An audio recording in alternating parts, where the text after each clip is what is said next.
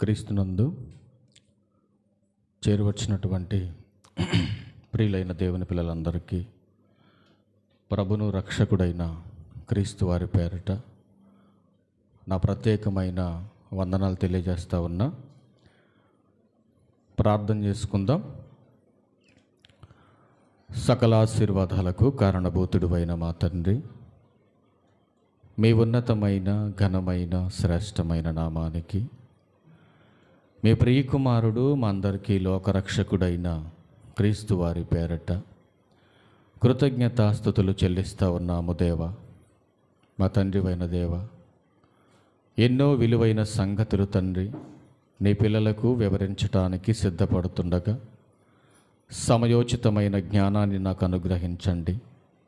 నీ పిల్లలు కేవలము వినేవారుగా ఉండి మోసపోక విత్తబడుతున్న మాటలో ఉన్న సత్యాన్ని గ్రహించటానికి ప్రతి ఒక్కరికి కూడా మంచి మనస్సును దయచేయండి. ఈ ఆరాధన ముగిసే వరకును కూడా ఎలాంటి అల్లరను ఆటంకమును లేకుండా మీరే మా అందరికీ తోడుగా ఉండి ఆదరించి నడిపించమని త్వరలో మా కొరకు రానయ్యున్న మా ప్రభువును మీ ప్రియకుమారుడైన క్రీస్తు యేసు వారి పరిశుద్ధమైన నామములో ఈ ప్రార్థన మనవలన్నీ కూడా అడిగి వేడుకొనుచున్నాము తండ్రి, ఆమేన్. క్రీస్తునందు చేరువచ్చినటువంటి ప్రియులైన దేవుని పిల్లలందరికీ ప్రభును రక్షకుడైన క్రీస్తు వారి పేరట మరొకసారి నా ప్రత్యేకమైన వందనాలు తెలియజేస్తూ ఉన్నా. ఈ సమాజంలో బ్రతుకుతున్నటువంటి దేవుని పిల్లలందరూ కూడా దేవుని యొక్క లక్షణాలు కలిగి బ్రతకాలన్నదే దేవుని యొక్క ఆలోచన ఉంది. ఎందుకంటే సహజంగా మనిషి యొక్క తత్వం అనేది అంత ఈజీగా వదిలేసేది కాదు, మర్చిపోయేది కాదు అని బైబిల్ హెచ్చరిస్తూ ఉంది. మనిషి ఏదైతే పుట్టుక నుంచి అలవాటు చేసుకున్నటువంటి అలవాటుకు బానిసైపోయి అనేకమైన శ్రమలు బాధలు వచ్చినప్పుడు భక్తి పేరట దేవుడు గుర్తొచ్చి ఏదో దేవుని ద్వారా మనకు మేలు వస్తుంది, దేవుని మందిరానికి వెళితే ఏదో ఒక గొప్ప సహాయం మనకు వస్తుంది అన్న భావనతో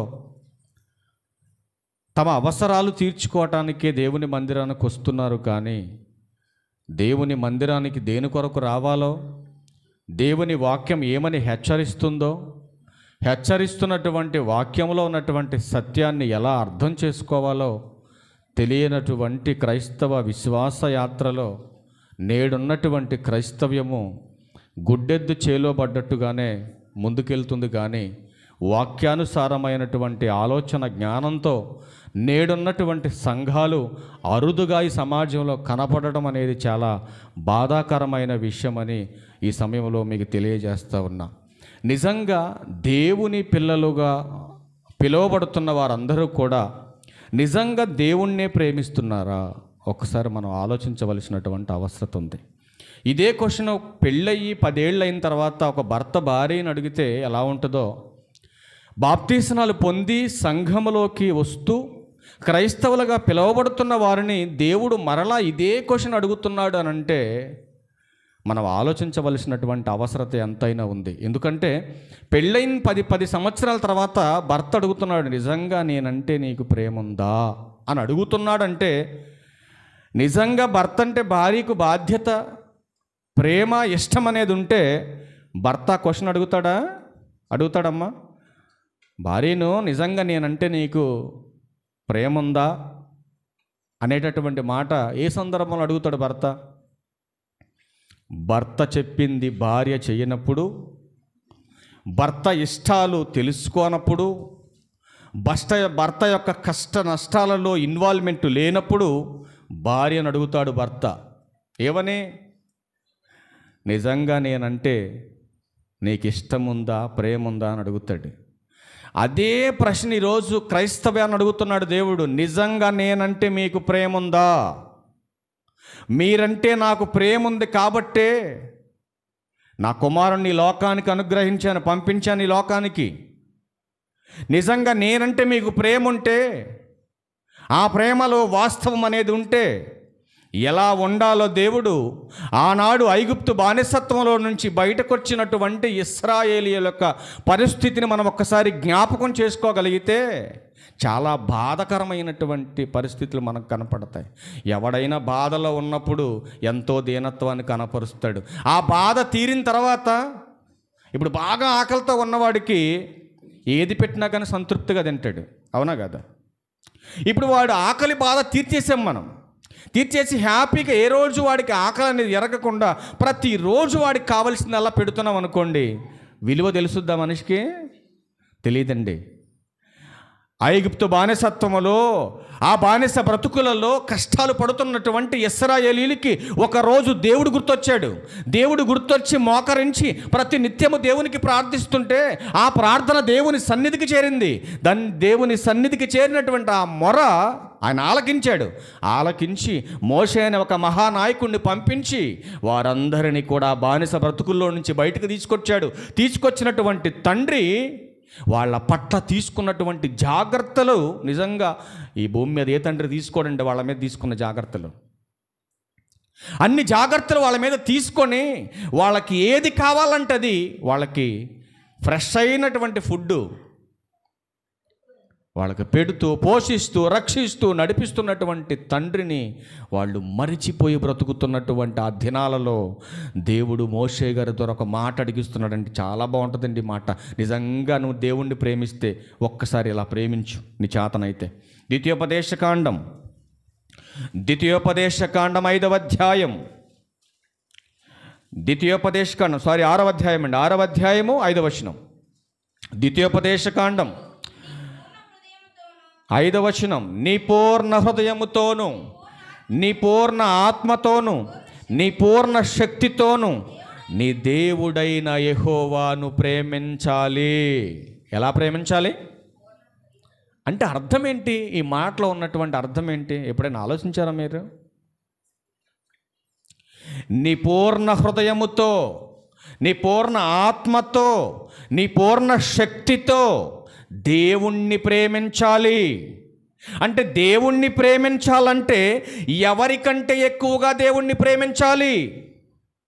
బైబిల్ అంటుంది కదా, ఈ సృష్టిలో ఉన్న వాటన్నిటికంటే కూడా దేవుణ్ణి ఎక్కువగా నువ్వు ప్రేమించాలి. దేవుని తర్వాతే నీ భార్య అయినా, నీ భర్త అయినా, నీ తల్లిదండ్రులైనా, నీ బిడ్డలైనా, నీ స్నేహితులైనా, నీ చుట్టూ ఉన్నటువంటిది ఏదైనా దేవుని తర్వాతే దాని మీద నువ్వు ఆధారపడాలి. దేవుణ్ణి పక్కన పెట్టి వేరొక దాని మీద నీ మనసు నిలపటానికి వీల్లేదు. అందుకే అంటున్నాడు, నీ పూర్ణ హృదయముతో, నీ హృదయములో ఎవరిని ఇష్టపడుతున్నావు? దేవుణ్ణా లోకాన్నా? నిజంగా దేవుని మీద ప్రేమే నీకుంటే, నీ బ్రతుకును గూర్చిన ఆలోచనే నీకుంటే సమయానుకూలంగా రావాలి కదండి మందిరానికి. సమయానుకూలంగా రావాలిగా మందిరానికి. 2025 ఎందుకు ఇచ్చింది మీకు? హ్యాపీగా ఎంజాయ్ చేయండి రా, హ్యాపీగా బతకండి రా భూమి మీద, దానికోసం ఇచ్చింది 25. అక్కడక్కడ వార్తలు వింటున్నారా మీరు? అక్కడక్కడ వార్తలు వింటున్నారా? కరోనా కంటే మళ్ళీ భయంకరమైన రోగం వస్తుందని వైద్య రంగం చెబుతుందా? రావాలనే ప్రార్థన చేస్తున్నాను నేనైతే. వాస్తవంగా ఆపొద్దు దేవుడు, ఆపొద్దు. అసలు భయంకరమైనటువంటి వ్యాధులు ఇంకా రావాలి భూమి మీదకి, ఇంకా రావాలి. భయం లేనటువంటి మనుషుల్ని భయపెట్టాలి, వాళ్ళ బ్రతుకుల్ని సరిదిద్దాలంటే ఏ వ్యవస్థ కూడా తీసుకోవద్దు జాగ్రత్తలు. మనిషి భయపడాలంటే, బాధ్యత నేర్చుకోవాలంటే ప్రతి మనిషికి రోగం రావాలి. ఆ రోగం వస్తేనే మనిషి మారతాడు, లేకపోతే మారడు. భయం లేదు మనిషికి, భక్తి ఉంది. వేస్ట్ నీ భక్తి, సమాధికి నీకు తేడా ఏం లేదు. భయం లేనటువంటి భక్తి మరణం తర్వాత పరలోకం తీసుకురాదు నీకు. లూకాసువార్త 21వ అధ్యాయం 38వ వచనంలో మహనీయుడైన యేసుక్రీస్తు ప్రభువారు ఏం మాట్లాడుతున్నారో వినండి. లూకాసువార్త 21వ అధ్యాయం, ప్రజలందరూ ఆయన మాట వినుటకు దేవాలయములో ఆయన యుద్ధకు పెందల కడ వచ్చుచుండిరి. ఏరి భక్తులు? ఏరండి భక్తులు? సమయం 12 అయింది. ఏరి భక్తులు? రారు, మారరు. ఎంత చెప్పినా మనిషి యొక్క కఠినమైన మార్పు లేనటువంటి హృదయం మారదో. అందుకే దేవుడు అంటున్నాడు కదా, దేనిని బట్టో నన్ను విడిచిపెడుతున్నారు ఈ మనుషులు. దేనిని బట్టి దేవుణ్ణి విడిచిపెడుతున్నారండి మనుషులు? దేనిని బట్టి మీరు అతిశయపడుతున్నారు? దేనిని బట్టి దేవాలయానికి దూరం అవుతున్నారు? దేనిని బట్టి మనిషి నాశనానికి వెళ్ళిపోతున్నాడనంటే బైబుల్ హెచ్చరిస్తూ ఉంది నాయన. ఏంటో కొన్ని విషయాలు మనం చూడక తప్పదు. సామెతల గ్రంథం 19వ అధ్యాయం 16వ వచనం చూడండి.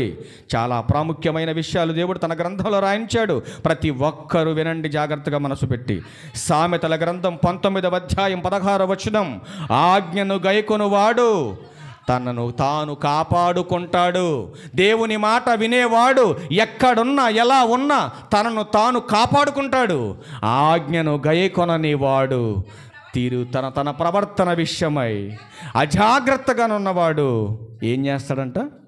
చచ్చిపోతాడు.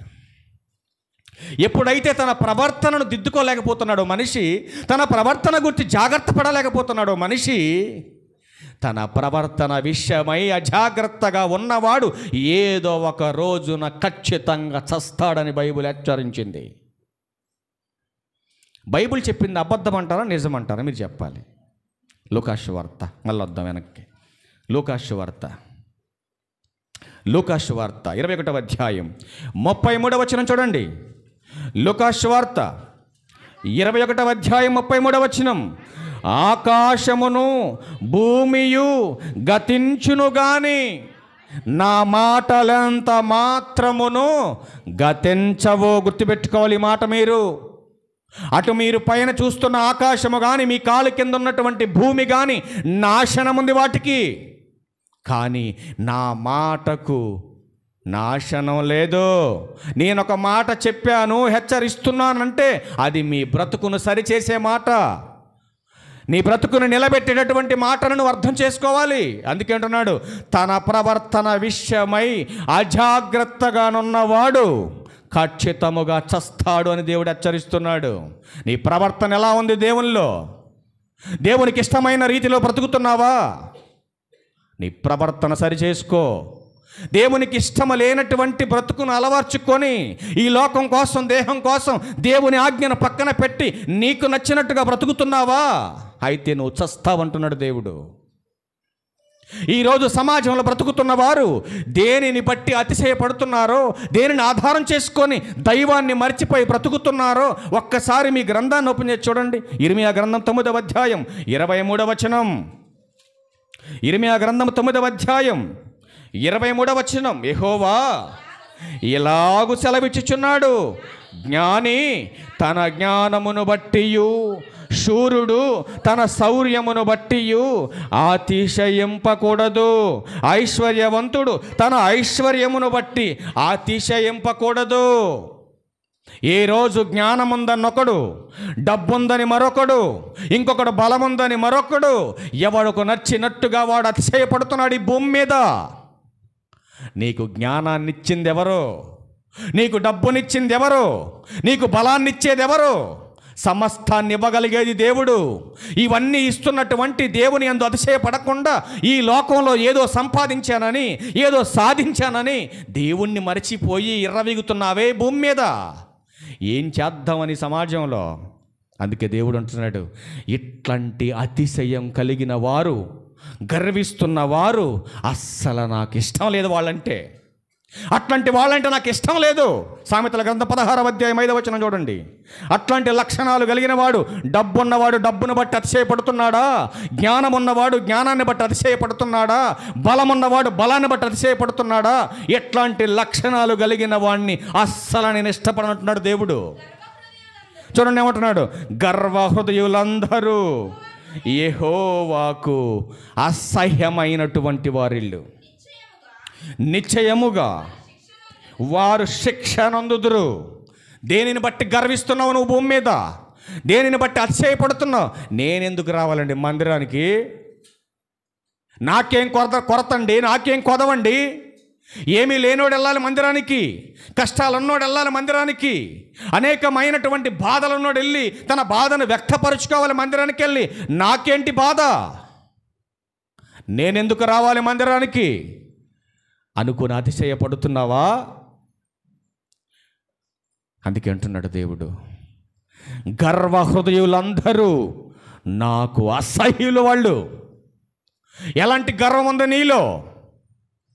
బైబిల్లో 3 పదాలు మీకు చూపించినా, ఈరోజు అందముందన అహంకారం, పలుకుబడుందన అహంకారం, సమాజంలో ఏదో పేరు ప్రఖ్యాతలు కలిగి ఉన్నామనే అహంకారం, కొందరికి బాగా పాటలు పాడుతున్నాననే అహంకారం, మరి కొంతమందికి బాగా మెసేజ్లు చెప్పగలననే అహంకారం, మరి కొంతమందికి ఇదంతా నాదేనన్న అహంకారం. అందుకే బైబిల్ అంటుంది, దేనిని బట్టి అతిశయపడుతున్నావు ఈ భూమి మీద? ఇట్టి అతిశయం చెడ్డది అంటుంది బైబిల్. అతిశయానికి మరొక పేరే గర్వం. దేనిని బట్టి అతిశయపడుతున్నావు ఈ భూమి మీద? అందుకే ప్రతి క్రైస్తవుడికి, క్రైస్తవరాలకు దేవుడు చెబుతున్నాడు, నిజంగా నేనంటే నీకు భయం భక్తి ఉంటే, నా పట్ల మీరు నన్నే ప్రేమిస్తే, మీరు నన్ను, ఆయన అంటున్నటువంటి ఒక మాట చూడండి, నిజంగా దేవుడు అంటే మీకు భయం భక్తి ఉంటే, క్రైస్తవుడుగా క్రైస్తవరాలుగా నువ్వు చేయవలసినటువంటి పని చెబుతున్నాడు ఆయన. సామెతల గ్రంథం 8వ అధ్యాయం 13వ వచనములో, యెహోవా యందు భయభక్తులు కలిగి ఉండుట. ఏంటి దేవుని యందు భయభక్తులు కలిగి ఉండటం అంటే? వస్త్రధారణలోన భయం భక్తి. ఏదో ముసుగేసుకొని పరిశుద్ధంగా ఇక్కడ కూర్చుంటే భక్తి అయిపోద్దా? అయిపోద్దండి. ప్రతి చోట మనకు చెబుతున్న మాట అంటే భయం భక్తి కలిగి ఉండండి, కొంచెం భయం భక్తి కలిగి ఉండండి. ఏంటి భయం భక్తి కలిగి ఉండటం అంటే? భక్తి కలిగి ఉండటం అంటే బాగా పాటలు పాడితే భక్తి కలిగి ఉంటాం, బాగా వాక్యాలు చెబితే భక్తి కలిగి ఉండటం, ప్రతి ఆదివారం మందిరానికి వస్తే భక్తి కలిగి ఉండటం, చక్కటి వైట్ అండ్ వైట్ వేసుకొని బైబిల్ తీసుకొని వస్తే భక్తి కలిగి ఉండటం. ఇదేనా భక్తి అంటే? మరి భయం అంటే ఏంటి? అసలు భయం అంటే ఏంటండి? బైబిల్లో చెబుతాను, నిర్వచనం చెబుతున్నాడు బైబిల్లో. భయము భక్తి కలిగి ఉండటం అంటే చెడుతనమును అసహించుకొనుట. చెడుతనమును అసహించుకొనుట. చెడుతనం అంటే ఏంటంటే నువ్వు అడుగుతావని దేవుడు చెబుతున్నాడు. గర్వము, అహంకారము, దుర్మార్గత, కుటిలమైన మాటలు, నాకు ఇష్టమైనవి అన్నాడా? ఏమన్నాడు? ఇట్లాంటి లక్షణాలు కలిగిన వాడు నాకు నచ్చడు అంటున్నాడు. మీకేమైనా ఇష్టమా ఎలాంటి వాళ్ళు అంటే? ఎట్లాంటి వాళ్ళు అంటే మీకేమైనా ఇష్టమా? అందుకే దేవుడు అంటున్నాడు, నిజంగా నేనంటే మీకు భయం ఉంటే మీరేం చేయాలి? క్రైస్తవులుగా చెడుతనం అసహించుకోవాలి. చెడుతనం అంటే ఏంటి దేవా అంటే? దేవుడు అంటున్నాడు, చెడుతనం అంటే గర్వం, చెడుతనం అంటే అహంకారం, చెడుతనం అంటే దుర్మార్గత, చెడుతనం అంటే కుటిలమైన మాటలు. ఈ 4 లక్షణాలు నీలో ఉంటే నువ్వు నాకు నచ్చవు. ఈ 4 లక్షణాలు తీసేసుకోకుండా ఇక్కడికొచ్చి నువ్వు పాటలు పాడినా ఒరిగేదేమీ లేదు. ఇక్కడికొచ్చి మంచి మంచి మెసేజ్లు చెప్పినా లాభమేమీ లేదు. ఇక్కడికొచ్చి ప్రార్థన చేసినంత మాత్రాన నీకు ఎలాంటి ప్రతిఫలము దక్కదు. ఈ లక్షణాలు నువ్వు మానుకోవాలి. మానుకున్నారా క్రైస్తవులు? మానుకున్నారమ్మా? ఒక మాట చూపిస్తా చూడండి. 101వ కీర్తన 5వ వచనం చూడు. ఎంతమంది ఉన్నారు ఈ లిస్టులో చూద్దాం. 101వ కీర్తన 5వ వచనం, తమ పొరుగు వారిని చాటున దూషించు వారిని నేను సన్మానించెదను అన్నాడా? ఎంతమంది ఉన్నారు ఇలాంటి దొంగలు? మీరు బయటికి రావాలి ఇప్పుడు. తమ పొరుగు వారిని చాటుగా దూషించువారు. ఒక కోడలు అత్తను దూషిస్తుంది చాటున, ఒక అత్త దూషిస్తుంది చాటున కోడల్ని. ఒక ఆవిడ అంటుందంట, ఒక అత్తగారు ఒక పక్కన ఆవిడతో చెబుతుందంట. ఏం చెబుతుందంటే, చూడండి మనిషి యొక్క ఆలోచన తీరు ఎలా మారిపోయిందో చూడండి సమాజంలో. ఆలోచించండి ప్రియమైన దేవుని వారు. అందుకే అంటున్నాడు, చాటున తిట్టేటటువంటి స్వభావం. చాటున చాటును తిట్టాల్సిన అవసరం ఏంటి నీకు? ఒక క్రైస్తవుడు చాటును తిట్టొచ్చా? అందుకే దేవుడు అంటున్నాడు, తమ పొరుగు వారిని చాటున దూషించి వారిని నేను సంహరించెదను. ఎవరి మీదైనా నువ్వు చాటుగా నోరు బారేసుకుంటే, ఎవరి మీదైనా చాటుగా నువ్వు గొనుగుతున్నావా? ఎవరి మీదైనా చాటుగా నువ్వు తిడుతున్నావా? ఎవరి మీదైనా చాటుగా సాడీలు చెబుతున్నావా? దేవుడు చూస్తున్నాడు. అది ఒళ్ళు దగ్గర పెట్టుకొని మాట్లాడు జాగ్రత్తగా. అందుకని ఏమంటున్నాడు? చాటున తిట్టేవారిని నేను సంహరించెదను, అహంకార దృష్టి గలవారిని, గర్వించిన హృదయము గలవారిని నేను సహింపను. ఏం చెప్తున్నాడు దేవుడు? ఎవరైనా అహంకారంగా ఉంటే, గర్వంగా ఉంటే దేవుడు సహించడండి. ఒకవేళ మీ ఇంట్లో ఉన్నోళ్ళు సహించవచ్చు, నీ గర్వాన్ని తట్టుకోలేక. నీ పొగరు, దాన్ని ఏమంటారు? గర్వాన్ని పొగరు. నీ పొగరు దించేవాడు ఈ భూమి మీద లేకపోవచ్చు, నీ ఇంట్లో లేకపోవచ్చు, కానీ నీ పొగరు దించేవాడు ఎక్కడున్నాడు? ఆకాశమందు ఉన్నాడు, చూస్తున్నాడు. ఆయన పరలోకమందుండి చూస్తున్నాడు తన పిల్లలు ఏం చేస్తున్నారో, ఏం మాట్లాడుతున్నారో. అందుకే అంటున్నాడు ఆయన, నీ పొరుగు వారిని చాటున దూషిస్తున్నావా? ఒక ఆవిడ అంటుంది, నా నోరు నా ఇష్టం. ఈ 2025 మొత్తం కూడా వాళ్ళు నాశనం అయిపోవాలనే కోరుకుంటాను నేను అంది. నా టార్గెట్ ఇదే అంటుంది. పొద్దున్నే ప్రార్థనకి వెళ్ళిపోయి వాక్యం చదువుతుంది. మళ్ళా పొద్దున్నే వాక్యం చదువుతుందండి మైక్లో. నేను బ్రష్ చేస్తా విన్నాను. నేను పొద్దున్న లేస్తే వాళ్ళని తిట్టా వీళ్ళని తిట్టా, ఆదివారం వెళ్ళిపోయి వాక్యాలు చదవటం, ఆదివారం వెళ్ళిపోయి ప్రార్థన చేసుకోవటం, ఆదివారం వెళ్ళిపోయి వాక్యాలు చదవటం, పాటలు పాడటం. ఇదే నా నేర్చుకున్న క్రైస్తవుడు? ఇదే నా నేర్చుకునేది క్రైస్తవుడు? అందుకే దేవుడు అంటున్నాడు కదా, నీ నోరు నీ ఇష్టమా? నీ నోరే కదా, నీ ఇష్టమేగా, నీ నోరు నీ ఇష్టమేగా. ఎప్పుడైనా అనుకున్న వాళ్ళు చేతులు ఎత్తండి, నా నోరు నా ఇష్టం, నేను మాట్లాడుకుంటా అన్న చేతులు ఎత్తండి ఎవరైనా ఉంటే. ఇది నా నోరండి, నా ఇష్టం, నేను మాట్లాడుకుంటా, నాకు నచ్చినట్టు మాట్లాడుకుంటా అన్నోళ్ళు ఉన్నారు ఎవరైనా? ఉంటే మీకు ఒక అద్భుతమైన మాట చూపిస్తా. నా నోరు నా ఇష్టం, నువ్వు చచ్చిపోయేదాకా ఆ మాట మాట్లాడకూడదు. నా నోరు నా ఇష్టం నువ్వు అనకూడదు ఆ మాట. నీ నోరు కాదు ఇది. ఎవరి నోరు ఇది? దేవుడిచ్చిన నోరు. దేవుడిచ్చిన నోరుని దేవుని కోసమే వాడాలి, కానీ దయ్యం కోసం వాడకూడదు. ఒకవేళ దేవుళ్ళలోకి వచ్చాక కూడా నా నోరు నా ఇష్టం అండి, నువ్వు ఎవడో చెప్పడానికి నువ్వు అంటావని తెలిసే దేవుడు ఒక మంచి మాట రాయించాడు. కీర్తనల గ్రంథం 12వ కీర్తన చదువుకున్నాం మనం ఇందాక. మీరు ఇలాంటివన్నీ జాగ్రత్తగా క్యాచ్ చేస్తే మీకు అర్థమవుతాయి ఇవన్నీ మాటలన్నీ. కీర్తనల గ్రంథం 12వ కీర్తన 3-4 వచనాలు చూడండి. యెహోవా ఇచ్చకములాడు పెదవులన్నిటినీ, బెంకములాడు నాలుకలన్నిటినీ ఏం చేస్తాడు? అబ్బా, నువ్వు అనుకుంటావు నా నేలకి ఎప్పుడు కోస్తాడు దేవుడని. కోసిన తర్వాత అతికించడానికి వైద్యం పనిచేయదిక. ఒక్కసారి కోసేస్తే ఇక పనిచేయదు, అతికించడానికి పనిచేయదు కది. అర్థమవుతుందా నీకు? నా నోరు నా ఇష్టం, మా అత్తను తిట్టుకుంటా, నా నోరు నా ఇష్టం, మా కోడలను తిట్టుకుంటా, నా నోరు నా ఇష్టం, మా మామని తిట్టుకుంటా, నా నోరు నా ఇష్టం, నేను ఎవరినైనా తిడతా ఊరి మీద పడి అని నువ్వు అనుకుంటే దేవుడు అంటున్నాడు కదా, సమయము చూసి నీ నాలుకను కత్తిరిస్తా ఉంటున్నాడు దేవుడు. కానీ దేవుడు అంటున్నాడు కదా, గర్వం అధికముగా నీలో ఉంటే నీ కళ్ళకు అంధత్వం కలగజేస్తానంటున్నాడు దేవుడు. ఏంటది? గర్వం. చూడండి ఒకసారి ఆ మాట చూడండి. తిమోతి గారికి రాసిన మొదటి పత్రిక 3వ అధ్యాయం 6వ వచనం చూడండి. తిమోతి గారికి రాసిన మొదటి పత్రిక 3వ అధ్యాయం 6వ వచనం ఏమంటున్నాడు చూడండి. అతడు గర్వాంధుడై, జాగ్రత్తగా మనం వినాలి, అక్కడ మనకు ఒక పదం కనపడుతుంది, గర్వాంధుడై. గర్వం అధికంగా ఉన్నవాడికి ఏం కనపడదు అంటున్నాడు ఆయన? అంధత్వం. అంటే వాడు ఎవని యొక్క స్వభావాన్ని కలిగి ఉన్నంటే అపవాది యొక్క శిక్షలో ఉన్నాడు వాడు, అపవాది లక్షణాలు కలిగి ఉన్నాడు వాడు. సేవకును కూర్చున్నటువంటి ప్రస్తావన అయినా గర్వం అనేది అందరిలో సమానంగా ఉంటుంది. చదవండి ఆ మాట క్లారిటీ దాన్ని ఒకసారి.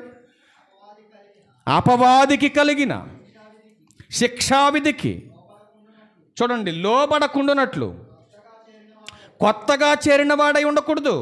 ఎవరి గురించి? సేవకుల గురించి మాట్లాడుతున్నాడు. అతడు గర్వాంధుడై అపవాదికి కలిగిన శిక్షావిధికి లోబడుకుండునట్లు కొత్తగా చేరిన వాడై ఉండకూడదు. కొత్తగా చేరినోడికి ఏం తెలిసిద్దండి? ఏమన్నా తెలుసుద్దా? ఎప్పటి నుంచో చెప్పోడికే సరిగ్గా అర్థం కావట్లే వాక్యం. కొత్తగా చేరినోడికి ఇంకేం అర్థమైంది వాక్యం?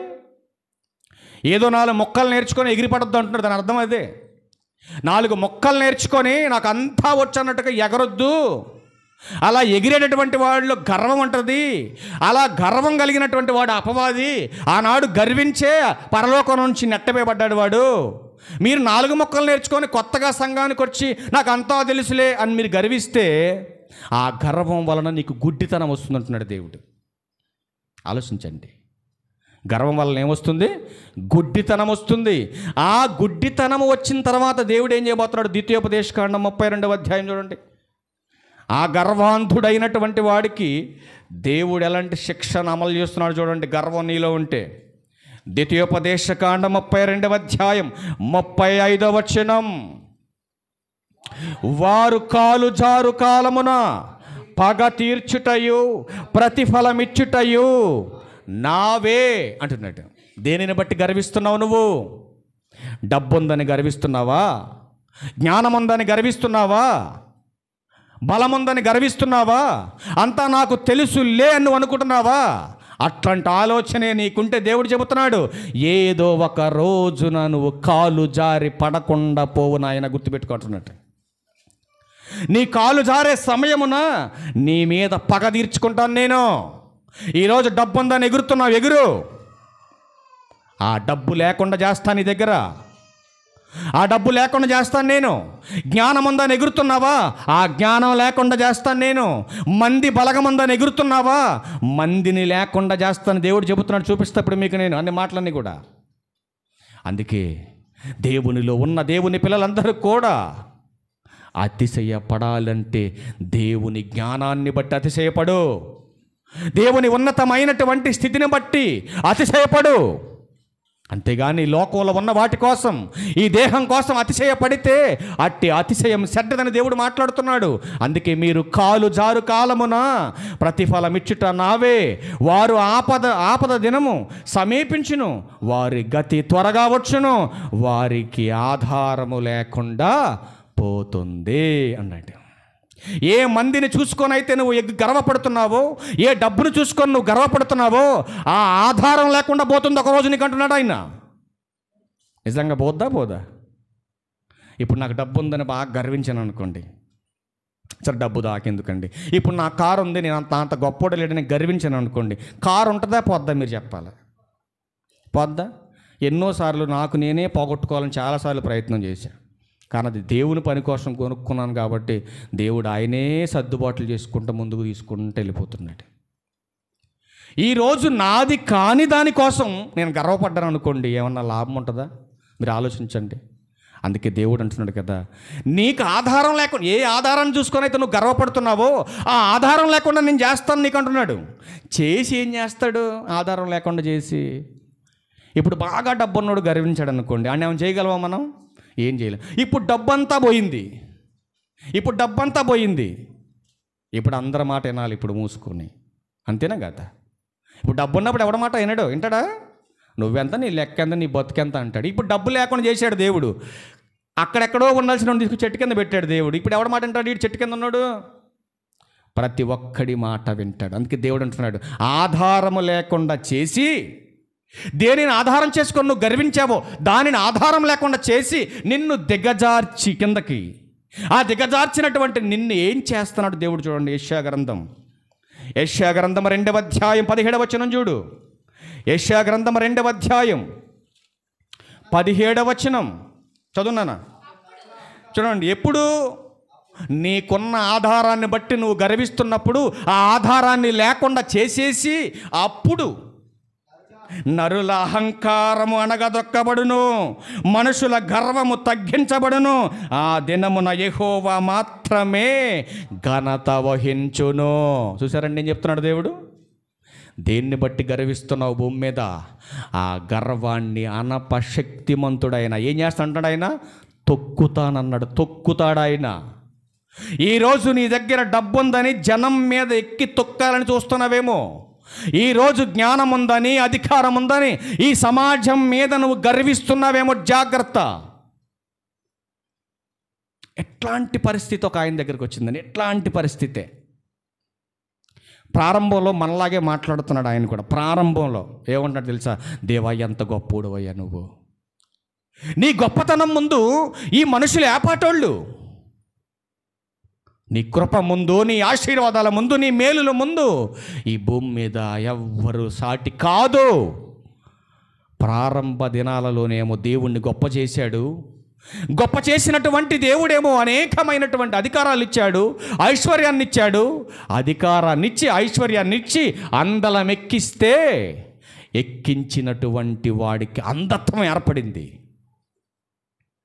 అంతే కదండి. అప్పుడప్పుడు మాట్లాడుతూ ఉంటారు, కనకపు సింహాసనమునందు ఏంటది బాగా చెప్తారు మీరు నాకంటే మీకే బాగొచ్చు. కనకపు సింహాసనమునందు సునకమును కూర్చుండబెట్టినా దాని తత్వం మార్చుకోదది. ఏంట తత్వం? అది బంగారపు కుర్చీ అని, ఒక అధికారం కలిగినటువంటి చైర్ అని, దానికి తెలియక బుద్ధిహీనమైనటువంటి కుక్క అక్కడ కూడా కాలెత్తి ఏం చేసింది? పాడబడింది. అవునా? కొంతమంది బతుకులు కూడా అంతేనండి. ఎక్కడో లోకంలో అజ్ఞానం అనే ఆత్మీయ గుడ్డితనములో మీ పాపం చేత, అపరాధముల చేత మీరు చచ్చిపడి ఉంటే, మీ పాపాలు ఆయన కుమారుడి మీద వేసి, మీకోసం అవమానాలు నిందలు ఆయన మీద వేసి, ప్రాణాన్ని పణంగా ఆయన పెట్టి నిన్ను బ్రతికిస్తే, నువ్వేమో నీకున్న చిన్ని పనికిమాల ఇల్లు చూసుకొని, నీకున్న పనికి మాలిన భూమి చూసుకొని, నీకున్న పనికి మాలిన బంగారం చూసుకొని, నీకున్న జాబును చూసుకొని, నీకున్నటువంటి ప్రాపర్టీని చూసుకొని, వాడంటే లెక్కలేదు, ఈడంటే లెక్కలేదు అనుకుంటా దేవుడంటే భయం లేకుండా బతుకుతున్నావు భూమి మీద. అట్లాంటి నీ గురించి మాట్లాడుతున్నాడు. 11వ వచనం చూడు. 11వ వచనం, నరుల అహంకార దృష్టి. ఏ దృష్టిది? అహంకార దృష్టి. కొంతమంది చూడండి ఎంత అహంకారంగా చూస్తారో మనుషులు. ఇంకా ఎంత అహంకారం అంటే మనుషులకి, మనుషులంటే తక్కువ చేసి మాట్లాడటం, తక్కువగా చేసి చూడటం. అందుకే మాట్లాడుతున్నా, చాటున దూషించే వాళ్ళని దేవుడు ఏం చేస్తాడు? శిక్ష ఆయనే విధిస్తాడు. ఒకవేళ గర్వం ఎక్కువైపోయింది అనుకోండి, దేవుడు అంటున్నాడు నీ గర్వాన్ని, నీ అహంకారాన్ని తొక్కుతా అంటున్నాడు దేవుడు. ఇదే మాట మనం అంటే కొద్ది కోపం వస్తుంది కదా జనానికి. అదే దేవుడే దొక్కితే, దేవుడు ఎలా దొక్కుతాడు? డబ్బును చూసి గర్వపడుతున్నావా? రోగాలు రప్పించి డబ్బంతా ఖాళీ చేస్తాడు. జ్ఞానాన్ని బట్టి అతిశయపడుతున్నావా? బ్రెయిన్ మార్చాడు అనుకోండి, జ్ఞానం అంతా పోతుంది. ఇప్పుడు నెక్స్ట్ ఏంటి? బలం. నేను 100 కేజీలు ఉన్న, 90 కేజీలు ఉన్న, 80 కేజీలు ఏం వరక పెడదామని ఒక్క రోగం వచ్చిందనుకోండి, ఒంట్లో ఉన్న ఆరోగ్యం అంతా పోతుంది. ఇప్పుడు చుట్టూ జనాలు చూసి అతిశయపడుతున్నావా? జనాలను కూడా నీకు మిత్రులుగా ఉన్నవాళ్ళు శత్రువులుగా చేస్తాడు ఆయన. మరి ఇంకెక్కడ నీ బలం ఏది? నీ అధికారం ఏది? ఆలోచించండి ఒకసారి. అందుకే అంటున్నాడు కదా ఒక అద్భుతమైన మాట చూడండి. ఇదే పరిస్థితి ఒక ఆయన దగ్గరికి వచ్చిందండి. అసలు ఆధారం ఉన్నప్పుడేమో దేవుడంటే లెక్క లేకుండా పోయింది. ఇప్పుడు ఆధారం లేకుండా చేసేసరికి ఆయన అంటున్నాడు కదా, దేవా నాకు బుద్ధి వచ్చిందయ్యా అంటున్నాడు. మనిషి అంతేనండి. ఆకలైనప్పుడేమో దేవుడా అంటాడు, కడుపు నిండిన తర్వాత ఇదే మాట మరొకలా చెప్పమంటారా? ఆకలయ్యేటప్పుడేమో అమ్మా అంటారు, కడుపు నిండిన తర్వాత, ఆకలి తీరిన తర్వాత నీ అమ్మ అని అంటే ఎవడు. అట్టుందండి ఈ భక్తి. అందుకని ఒక మాట చూడండి, దానియేలు గ్రంథం 4వ అధ్యాయం 2-3 వచనాలు చూడండి. దానియేలు గ్రంథం 4వ అధ్యాయం చూడండి. ఎవరైనా రాజు నెబుకద్నెజరు గారు ఏం మాట్లాడుతున్నారు చూడండి. మహోన్నతుడగు దేవుడు నా ఎడల చేసిన అద్భుతములను, సూచక క్రియలను మీకు తెలియచేయుటకు నాకు మనస్సు కలిగాను. ఏం మాట్లాడుతున్నాడు? జాగ్రత్తగా వినాలి మీరు, చాలా జాగ్రత్తగా వినాలి. నెబుకద్నెజరు గారు బతుకులో ఏం జరుగుతుందో. నెక్స్ట్ 5వ మాట, ఆయన సూచక క్రియలు ఎంతో బ్రహ్మాండమైనవి, ఆయన అద్భుతములు ఎంతో ఘనమైనవి, ఆయన రాజ్యము శాశ్వత రాజ్యము, ఆయన ఆధిపత్యము తరతరములకు నిలుచును. ఎంత గొప్పగా పొగుడుతున్నాడు చూడండి దేవుణ్ణి, ఎంత గొప్పగా స్టేట్మెంట్ ఇస్తున్నాడు చూడండి దేవుణ్ణి. ఇదే నెబుకద్నెజరు గారు తర్వాత ఏం చేస్తాడు? 30వ అధ్యాయం దగ్గరికి వెళ్ళు. ఇదే అధ్యాయంలో 30వ అధ్యాయం, దానియేలు గ్రంథం 4వ అధ్యాయం 30వ వచనం, రాజు బబులోనును ఈ మహావిశాల పట్టణం, జాగ్రత్త గుర్తుపెట్టుకోండి, నా బలాధికారం, నా ప్రభావం ఘనతను కనపరచుటకై నా రాజధాని నగరముగా నేను కట్టించినది కాదా అని జాగ్రత్తగా వినాలి. ఇదంతా కూడా నాది కాదా అని తనలో తాను అనుకున్నాడే కానీ ఆ పక్కన వాళ్ళకి, ఈ పక్కన వాళ్ళకి, ఎదిరింటి వాళ్ళకి, ఇంటి వాళ్ళు చెప్పలేదు. ఈయన ఏమనుకున్నాడు? ఈయన చక్కగా ఒక చల్లపూట సాయంత్రం పూట బయలుదేరాడు.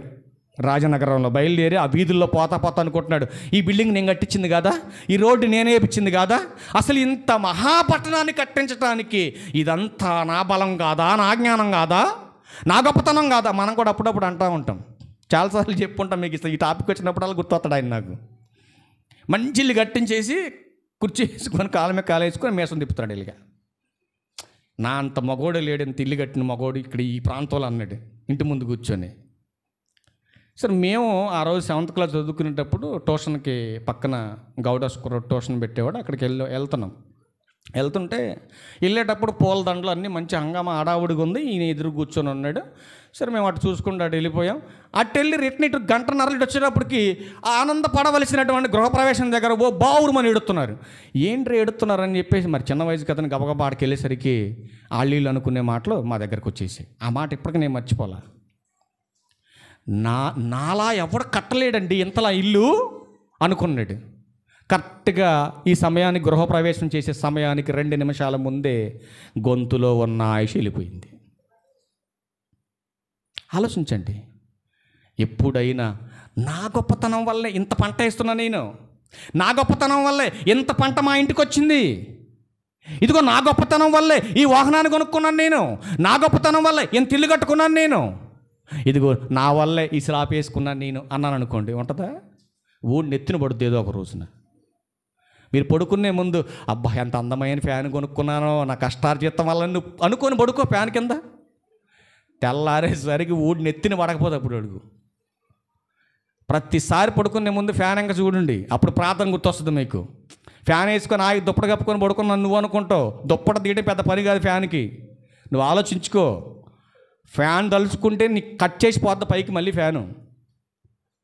ఇక్కడ అంటున్నాడు కదా, నా బలాధికారము వలన ఈ మహావిశాల పట్టణాన్ని నేను కట్టుకున్నాను కదా, ఏర్పాటు చేసుకున్నాను కదా. ఫస్ట్ ఏమన్నాడు? దేవా నువ్వు ఎంత గొప్పోడువయ్యా, ఎంత కృప చూపించేవాడువయ్యా, నీ యొక్క రాజ్యం స్థిరమైంది, నీ బలం గొప్పది, నువ్వు గొప్పోడు అని ఫస్ట్ చెప్పాడు. చెప్పగానే దేవుడు ఏం చేశాడు? ఒక రాజ్యాన్ని ఇచ్చాడు, అధికారాన్ని ఇచ్చాడు, ఐశ్వర్యాన్ని ఇచ్చాడు. అన్నీ చేసరికి ఏమైందంటే ఇప్పుడు కుక్కను కనుక తీసుకెళ్ళి సింహాసనం మీద ఎక్కితే ఎలా ఉంటుందో అలా మారిపోయాడు నెబుకద్నెజర్ గారు.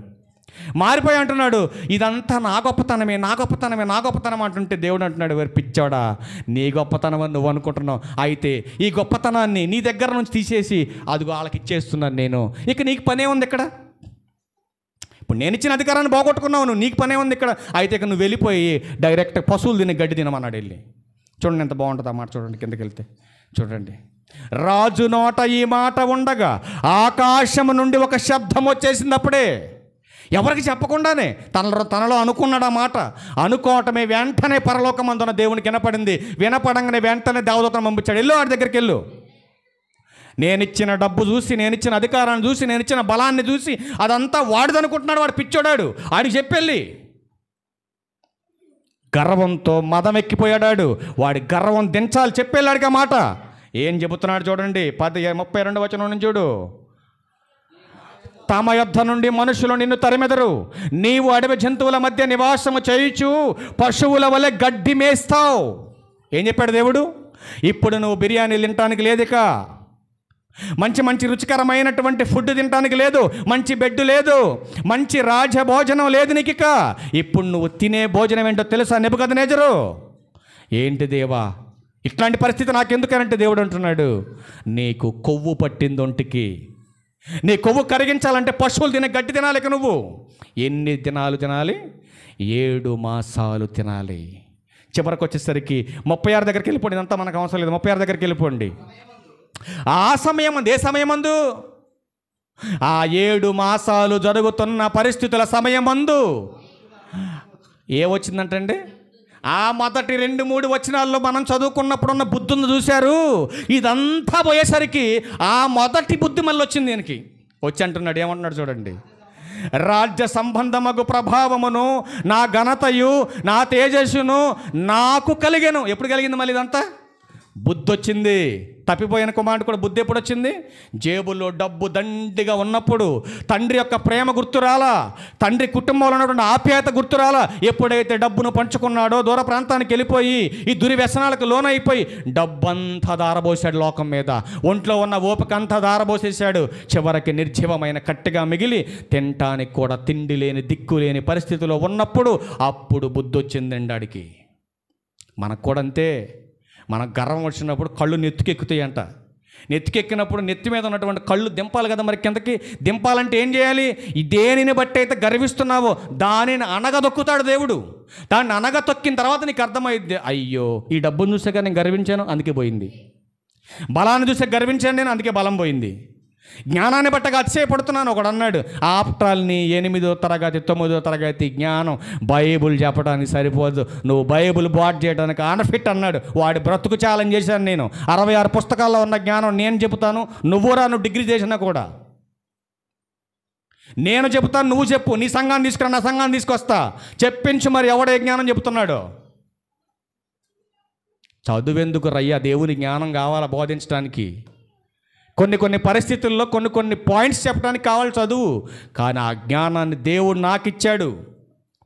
తక్కువ చేసి ఎప్పుడు మాట్లాడకూడదండి మనిషిని, చాలా తప్పది. నీకుంటే నువ్వు బతుకు నీకు నచ్చినట్టుగా, ఎవడ కాదంటాడు నీకు. ఇప్పుడు నా చెప్పులు 2 తెగిపోయినాయి. చెప్పులు కొనుక్కోవడం పెద్ద పని అది. చెప్పులు కొనుక్కోవడం పెద్ద పనా? ఒకరోజు తీసుకెళ్ళి అక్కడ ఇడితే, ఈయన ఎంత పీసినారోడో చెప్పులు కుట్టుకొని తిరుగుతున్నా అన్నాడు ఒక ఆయన. ఇప్పటికి అక్కడే ఉన్న గుమ్మలో ఉన్నాయి 2 చెప్పులు తెగిపోతే కుట్టుకున్న తప్పేముందండి? 600-700 పెట్టి కొనుక్కున్న చెప్పులు నేను. కారుకి ఏదో తగిలిందని చెప్పేసి ఇలా తన్నాను, నా కాలుతోనే తండ్రి తెగిపోయింది. చెప్పు కాలు కింద చాలా సున్నితంగా మెత్తగా ఉంటుందని పారేసుకోవడం ఇష్టం లేక చాలా జాగ్రత్త, బట్టలు ఎలా స్త్రీ ఉతికిద్దో అలా ఉతుక్కోండి నా చెప్పులు నేను అంత నీట్గా కూర్చొని. నీకుంటే నువ్వు కొనుక్కో, ఎవడొద్దన్నాడు? పండగ వస్తున్నా కానీ నేను కొత్త చెప్పులు కొనుక్కోవట్లేదంటే అది నా ఇష్టం. మరి నిన్ను ఎవడ కొనుక్కోమన్నాడు? కొనుక్కో మరి వెళ్ళి. ఆ తక్కువ చేసి మాట్లాడి తప్పు కదండి, అది చాలా తప్పు కదా అలా మాట్లాడటం. అందుకే ఆయన అంటున్నాడు కదా. చూడండి, ఒక అద్భుతమైన మాట చూసి క్లోజ్ చేద్దాం. సామెతల గ్రంథం 13వ అధ్యాయం 10వ వచనం చూడండి. సామెతల గ్రంథం 13వ అధ్యాయం 10వ వచనం చూడండి, ఎంత బాగుంది. చూడండి, గర్వం వలన ఏం పుడుతుంది? ఏం పుడుద్దమ్మా? అసలు జగడాలు పుట్టడానికి కారణం ఏంటి? గర్వం. ఏదో చూసుకొని గర్వం. ఇప్పుడు అత్తింటికి వచ్చిన కోడలకి ఎవరు చూసుకొని గర్వం? ఏమ్మా ఎవరు చూసుకొని గర్వం? ఒక కోడలు ఉంది కదా, మా మామను చూసుకొని నాకు గర్వం అంది. ఎవరు చూసుకొని? మా మామ సపోర్ట్ నాకు ఫుల్గా ఉంది. మా అత్తను చూస్తే నాకు అసలు మామూలుగా ఉంటలా ఉంది. ఎందుకని అత్తను చూస్తే కోపం అంటే, అత్త అందరిని ఒకలాగా చూడదంది. అందరిని ఒకలాగా చూడదు అత్త, చూడదంటండి. నాకు మొన్నే తెలిసింది రీసెంట్గా. పెద్ద కోళ్ళను ఒక రకంగా, చిన్న కోళ్ళను ఒక రకంగా చూసిద్దంట అత్త. నేను ఆశ్చర్యపోయాను. నేను ఏంటమ్మా అసలు మీ సమస్య ఏంటమ్మా అని అంటే, మా అత్తగారు పెద్దదాన్ని ఒకలా చూస్తుంది, చిన్నదాన్ని ఒకలా చూస్తుందండి. మరి నేనన్నా ఇంకేమైనా ప్రాబ్లమ్స్ ఉన్నాయి, మీ ఆయన వల్ల ఏమైనా ప్రాబ్లమ్స్ ఉందంటే, మా ఆయన కొన్ని నిజాలు నాకు చెప్పట్లేదండి. సరే దాన్ని వదిలేసి అది మీ ఇద్దరు భార్య భర్తలు పక్కన పెట్టు. ఇంకా నెక్స్ట్ ఏమైనా ఉండేయానంటే మా మామగారు సంగతి ఏం చెప్పంటే, మామగారు బంగారం దేవుడు అంది. ఎందుకమ్మానంటే, ఇద్దరు గొడవ వచ్చినప్పుడు అత్తగారిని ఏమంటా కోడలని అంటున్నాడు కదా, అమ్మ నువ్వు వేలకొని ఉండి, నువ్వు నోరు మూసుకో ఉండు, సైలెంట్గా ఉండి అన్నాడు అత్తగారిని. అంటే కోడల్ని వెనకేసుకొస్తున్నందుకు కోడలకి మామ ఏమైపోయాడు? గొప్పోడు అయిపోయాడు. ఆలోచించండి. సర్దుకుపోయేటటువంటి లక్షణం స్త్రీలో ఉంటే సంసారం చాలా బాగుంటుంది. సర్దుకుపోయే లక్షణం నీ లేకపోతే, ఇప్పుడు నీ పుట్టింటి దగ్గర ఉన్నటువంటి లగ్జరీ లైఫ్ అత్తింటి కాడ ఉండాలని కోరుకోమాక, తప్పది. ఉండదు. అలాగా ఉంటుందా? అన్నయ్య బిర్యానీ కావాలంటే మీ అన్నది ఎత్తడు. ఇక్కడ ఇంటికాడ బావగారు తేడు. నీ ఇంటికాడ నీ చెల్లి ఏదైనా కావాలంటే అడగంగానే గోల రంగు లేకపోతే లిప్టిక్ బొట్లు క్యాస్ ఇంటికాడ. ఇక్కడ ఆడబిడ్డ చేయదు. ఇంటికాడ అమ్మ టీ తీసుకురావే అంటే నువ్వు బెడ్ మీద ఉంటే అమ్మ పట్టుకొస్తుంది, అత్త పట్టుకురాదు. ఒకవేళ పట్టుకొచ్చి అత్త ఉంటే పొద్దున్న లేచి దండం పెట్టాముకి. ఎందుకంటే మంచి అత్తలు నిజంగా చాలా రేరుగా, ఎక్కడో 100కి 1-2 మందే ఉంటారు అత్తలు. అలాంటి అత్తలు. మిగతా వాళ్ళంతా సైకో శాడిజం. ఒక ఆవిడ అంటుంది, ఎందుకమ్మ ఇంత కఠినంగా ఉన్నామంటే, మా అత్త నా మీద రివెంజ్ తీసుకుంది, నేను నా కోడల మీద తీసుకోవాలంటుంది. మళ్ళీ వీళ్ళంతా ఒక సంఘానికి వెళ్ళేవాళ్ళు. వీళ్ళంతా ఏంటమ్మా ఇదనంటే, అత్తగారు చేసే పని కోడలకు పొంతలు లేకుండా చేస్తున్నారు, ఇద్దరు ప్రార్థన పెట్టించి ఇంట్లో. ఏంటమ్మా ఏం జరుగుతుందనంటే, ఆమె నాతో మాట్లాడదండి అయ్యగారు అందామా. అదేంటమ్మా అంటే, అంతేనండి, నేను చేసేది నచ్చదాం కానీ ఏమైందని ఏమో తెలియకుండా ఆమెను పిలిచినాం మేము. ఏమ్మా ఎందుకు పట్ల మీ అత్తగారు నీకంటే, నేను బొచ్చులు దొంగతానయ్యా, నేనంట పైన దోగుతానంట, లోపల దోమట్లేదంట అంటుంది మా అత్తగారు. అంది. నేను బట్టలు ఉతుకుతానా, మా అత్తగారులాగా ఉతకట్లేదు బట్టలు, నేను మా ఆయన బట్టలు నా బట్టలు నేను బాగా ఉతుక్కుంటున్నానంట, వాళ్ళ ఆయన బట్టలు ఆమె బట్టలు నేను సరిగ్గా ఉతకట్లేదని మళ్ళీ ఆమె వెళ్ళి ఉతుక్కుంటుందండి. మరి దీన్ని ఏం చేద్దాం చెప్పండి అని కోళ్ళు అంటుంది. నేను ఒకటే చెప్పిన, నిన్ను కానీ దాన్ని కానీ ఎవడు బాగు చేయడని చెప్పిన ఒకటే మాటక. ఇంకెవడు బాగు చేస్తారు? సర్దుకుపోయే గుణం ఏది మీలో? సమస్యలు తెచ్చుకోండి, సర్దుకుపోరేక. అదే మీ అమ్మ దగ్గర చెప్తావు ఈ మాటలు, అదే నీ కూతురు దగ్గర చెప్తావు ఈ మాటలు చెప్తావా? నీ కూతురు సరిగ్గా ఒకరోజు నా కూతురు అంటే కంపౌండ్ పెట్టిన జేబు నిండా అంటుకుపోయింది కంపౌండ్. నేను తెలియక చేసిపోయి మీటింగ్ పోతే వాళ్ళందరూ అంటారు కదా, ఏంటి అయ్యగారు ఎక్కడ గోడ సున్నం వేసుకొచ్చినా అన్న చొక్కాగా. నేను టైం అయిపోతున్నాను, అడవుడు వెళ్ళిపోతే దాని నిండా కంపౌండ్ ఉంది, వెనక ఈపు ఇద్దరి మీద ఉంది, వెనకాల ఈపు మీద ఉంది. ఆడకెళ్ళాక చూసి అందరూ ఏంటి అయ్యగారు ఎక్కడ పెయింట్ వేసి వచ్చినావు అన్నారు. పెయింట్ కదరా, ఏం కదరా బాబు, మా అమ్మాయి చేసిన పని ఇది అని చెప్పిన. తర్వాత చెప్పాను, అమ్మ జాగ్రత్త కంపౌండ్ పెడతాడు, నువ్వు పెట్ట మాకు అమ్మకు చెప్పని చెప్పింది. సర్దుకుపోవట్లా. ఇప్పుడు అదే ఇంకా వేరే వాళ్ళు చెప్తే ఉతకడం చేత కాకపోతే మానేయి అంటావా? సర్దుకుపోవాలండి. సర్దుకుపోవడంలోనే ఉంది సంసారంలో ఉన్న గొప్ప మరం, అదే సర్దుకుపోవాలి. సర్దుకునే లక్షణాలు లేవు. అందుకే గర్వం వలన ఏమొస్తుంది? జగడం పుడుతుంది. మాట పెరిగితే ఏమైతే? గొడవే పెరుగుతుంది. ఇంకొక మాట చూడండి, సామెతల గ్రంథం 29వ అధ్యాయం 23వ వచనం చూడండి. సామెతల గ్రంథం 29వ అధ్యాయం 23వ వచనం. యవని గర్వం చూడండి ఏమంటాడు, యవని గర్వం వాణ్ణే తగ్గిస్తుంది. జాగ్రత్తగా వినాలి, యవని గర్వం వాణ్ణే తగ్గిస్తుంది. సామెతల గ్రంథం 16వ అధ్యాయం 18వ వచనం. సామెతల గ్రంథం 16వ అధ్యాయం 18వ వచనం చూడు, చాలా బాగుంటుంది ఈ మాట చూడండి. యవని గర్వం వాణ్ణే తగ్గిస్తుంది, నాశనమునకు ముందు ఏమి నడుస్తుంది అంటే, నీకు పోయే కాలం దగ్గరకు వచ్చినప్పుడు గర్వం మితిమీరిపోద్ది అనమాట. అందుకే పెద్దోళ్ళు అంటారు, ఆరిపోయే దీపానికి వెలుగు ఎక్కువ. ఎవడన్నా బాగా గర్వపడుతున్నారు మీరు రాసేసుకోండి. అంటే వీడికి పోయే కాలం దగ్గరకు వచ్చింది. మొన్న అదే చెప్పాను, నేను క్లారిటీకి వాక్యం చెప్పాను వాళ్ళకి, అంతే తిట్టినట్టు ఉంది వాళ్ళకి. అదే చెప్పాను, నాశనానికి ముందు ఏమొస్తుంది? గర్వం. నెక్స్ట్ కింద చూడండి, పడిపోవటానికి ముందు అహంకారమైన మనసు నడుచును. అంటే ఇక్కడ మీకు పోయే కాలం దగ్గరకు వచ్చింది కాబట్టి మీరు కంగారు పడుతున్నారు. మీ నోరు, మీ గర్వం, మీ అహంకారం మీ స్వాధీనంలో ఉంచుకుంటే సంకురాత్రి దాటి ముందుకెళ్తారు. లేదంటే పండగ పావులు ఉండదు, పప్పలు ఉన్నట్టే ఉంటుందని చెప్పిన వాళ్ళకి. 3 రోజుల నుంచి నోరు ఎత్తిన వాళ్ళు అసలు ఉన్నారా పోయారని అనిపిస్తుంది నాకు. అట్ట ఉండారట. అలాగే ఉంటుంది. నువ్వు ఎవరితో పెట్టుకుంటున్నావు తెలిసే, దేవుని సేవకుడితో పెట్టుకుంటున్నావు, నాతో కాదు నువ్వు పెట్టుకునేది. లోకంలో పెట్టుకో, పనికిమాలలో బోలంతమంది వాళ్ళ మీద వాళ్ళని తిట్టి వెళ్ళి అంత నోటికి దొరదంటే శ్మశానంలో పోయి తిట్టు, సమాధులను తిట్టిపోయి అడగపోయి. నువ్వు కూడా పోదు కదా సమాధుల్లోకి. నన్ను ఎందుకు తిట్టడం? సమాజంలో బతుకుతున్నాను తిట్టడం ఎందుకు? నన్ను తిడితే నీకేం ఉరికిద్ది? నీకేమైనా వస్తుందా? నీకు పోయే కాలం వస్తుంది, అంతేం రాదు ఇక నీకు. అదే చెప్పాను నేను, 3 రోజుల నుంచి నోరు ఎత్తలేదు. ఇంకా నోరు ఎత్తితే ఇంకొండరని చెప్పాను నేను. అంతేగా, మీకు బతకాలనుకుంటే మీ నోరు, మీ ప్రవర్తన కంట్రోల్లో పెట్టుకోండి. బతకటం మాకు ఇష్టం లేదు నాయన, మేము చావటానికి రెడీగా ఉన్నామనుకుంటే నాతో పెట్టుకోండి అని చెప్పి, అంతే ఒకటే మాట. మొత్తం సైలెంట్ అయిపోయారు, మొత్తం సైలెంట్గా ఉన్నారు. ఇంకంతే. పోలీసులు వస్తారు, పెద్ద మనుషులు వస్తారు. నేను గుడ్డ చెప్పా, పోలీసులు కాదు, పెద్ద మనుషులు కాదు, ఆడమ్మ మొగుడు వచ్చిన నన్ను ఎవడేం చేయలేడని చెప్పాను నేను. తప్పు చేస్తే కదండి నన్ను ఎవడైనా ఏం చేయగలిగేది? ఎవడ ముందని ధైర్యం కాలరెత్తి చెప్తాను నేను ఏదైనా. తప్పు చేస్తే భయపడాలా, తప్పు చేసినప్పుడే భయపడాలా. నేను మారు మనసు పొందినప్పుడు ఆఫ్టర్ ఈ బచ్చగాళ్ళకి నేను ఎందుకు భయపడతాను? సమాజంలో దేవునికి భయపడు, ఆరోగ్యం ఇస్తాడు ఆయన, ఆయుష్ని ఇస్తాడు, ఆశీర్వాదాలు ఇస్తాడు. దేవునికి భయపడు. చూపించాను కిందకు మీకు. నిజంగా దేవునికి భయపడితే చెడుతనం అసహించుకో, చెడుతనం అసహించుకో. లేదు నాయన నువ్వెన్ని చెప్పినా మేము మారమంటావా? అందుకే అంటున్నాడు, యవని గర్వం వాడిని తగ్గిస్తుంది అంటున్నాడు కదా. నాశనమునకు ముందు గర్వము నడుచును, పడిపోవటానికి ముందు అహంకారమైన మనసు నడుస్తుంది. దేనిని అనుసరించి నడుస్తున్నావు నువ్వు? ఒక్క మాట చూడండి, ఇదే సామెతల గ్రంథం 15:33లో, యెహోవా యందు భయభక్తులు కలిగి ఉండుట జ్ఞానాభ్యాసమునకు సాధనము. ఘనతకు ముందు ఏముంటుంది ఇప్పుడు చెప్పండి? నీకు ఘనత కావాలంటే వినయం, విధేయత, సాత్వికత, సరి చేసుకునే లక్షణం ఉండాలి. నీకు వినయం కావాలి, విధేయత కావాలనుకుంటే ఎలా ఉండాలి? నీ ప్రవర్తన బాగుండాలి. అప్పుడే దేవుని చేత నువ్వు మహిమపరచబడతావు, దేవుని చేత ఆశీర్వదింపబడతావు. పనికి మాలినటువంటి వాదనకు వెళ్ళిపోయి పనికి మాలినటువంటి ఆలోచనలతో అతిశయపడితే ఇట్టి అతిశయము చెడ్డది అంటున్నాడు. బైబిల్లో చాలా ప్రాముఖ్యమైన ఒక మాట ఉందండి, చూసుకొని మనం క్లోజ్ చేద్దాం. ఇర్మియా గ్రంథం దేన్ని బట్టి అతిశయపడాలో కూడా చూపిద్దాం. ఒక మాట ఇంతసేపు చెప్పాం కదా, అసలు మరి అతిశయపడితే దేన్ని బట్టి అతిశయపడాలంటే ఇర్మియా గ్రంథం 9వ అధ్యాయము ఒక మాట చూసి మనం క్లోజ్ చేద్దాం. 24వ వచనం చూద్దాం.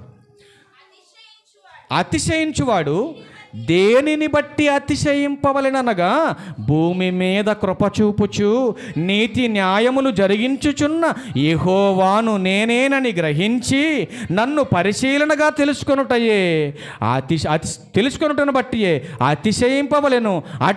అట్టి వాటిలో నేను ఆనందించువాడనని యెహోవా సెలవిస్తున్నాడు. దేన్ని బట్టి అతిశయించాలి? నువ్వు అతిశయపడితే నీకు బ్రతుకునిచ్చి అన్నీ ఇచ్చి బ్రతికిస్తున్నటువంటి దేవుని పట్ల నువ్వు అతిశయపడాలి. కానీ ఎందుకయ్యా పిచ్చిగా ఆలోచనతో నాశనం అయిపోతాం అంటున్నాడు దేవుడు.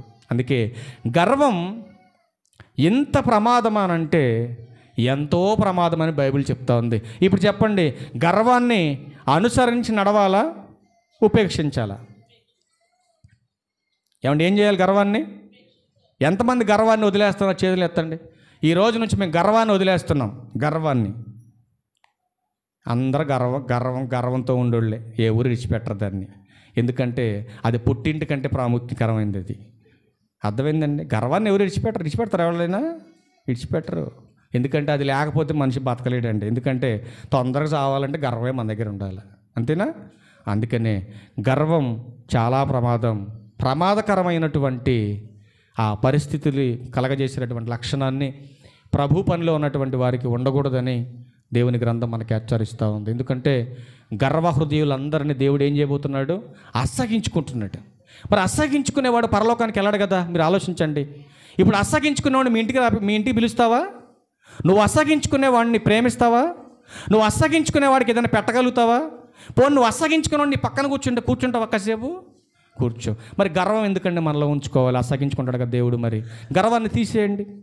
గర్వాన్ని తీసేయాలనే మాట్లాడితే ఏదైనా నేను కఠినంగా, ఒకవేళ తీసేసుకోలేకపోతే నష్టం వాళ్ళకే, మనకేం కాదు. అందుకనే కోపపడుడు కానీ పాపం చేయకండి దయచేసి. అది ఒక్కటి మాత్రం ప్రేమ అంటే ఒకరితో మనం చెప్పించుకునే పరిస్థితుల దాకా మనం తెచ్చుకోవద్దు. సాక్షాత్తు దేవుడే చెప్పే పరిస్థితి మనకు వస్తే మనం కనపడకుండా వెళ్ళిపోతాం. అది గుర్తుపెట్టుకోవాలని ప్రభు పేరట మీకు మనవి చేస్తూ ఈ నా మాటలు ముగిస్తూ ఉన్నా.